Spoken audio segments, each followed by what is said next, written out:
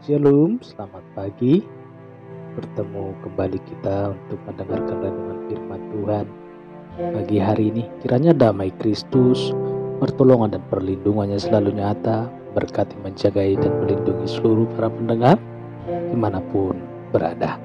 Baik Bapak Ibu yang dikasihi nama Tuhan, kita baca firman Tuhan yang terambil dari 1 Korintus 10 ayat 13. 1 Korintus 10 ayat 13. Demikian kebenaran firman Tuhan.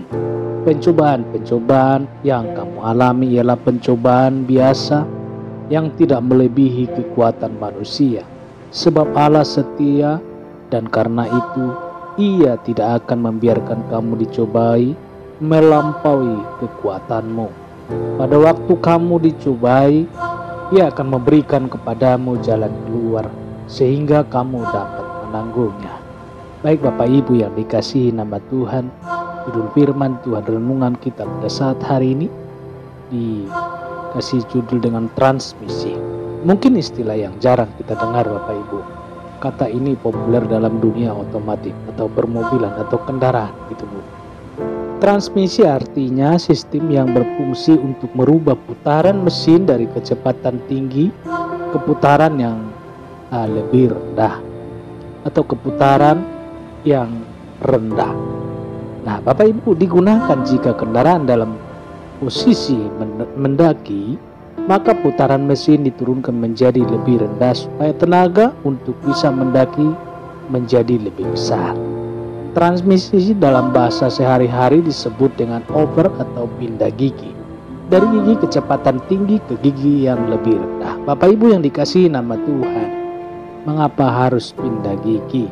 Yang menjadi pertanyaan, transmisi atau pindah gigi yang lebih rendah dibutuhkan supaya mobil lebih bertenaga begitu. Sebab untuk bisa mendaki diperlukan tenaga yang lebih besar. Sekali lagi Bapak Ibu, sebab untuk bisa mendaki diperlukan tenaga yang lebih besar. Caranya dengan pindah gigi. Mobil yang sedang mendaki memerlukan putaran mesin yang lebih rendah dibandingkan mobil yang berjalan datar. Apa hubungannya hidup kita dengan transmisi atau pindah gigi? Bapak Ibu yang dikasihi nama Tuhan, pada saat perjalanan hidup kita menghadapi tantangan atau beban yang berat, kita perlu pindah gigi. Dengan pindah gigi kekuatan iman kita bertambah. Kita tidak bisa menghadapi beban hidup yang berat dengan kekuatan iman yang biasa-biasa saja. Harus ada kekuatan ekstra untuk bisa melewati tantangan tersebut. Kekuatan ekstra seperti apa yang dibutuhkan? Kekuatan ekstra seperti apa yang dibutuhkan?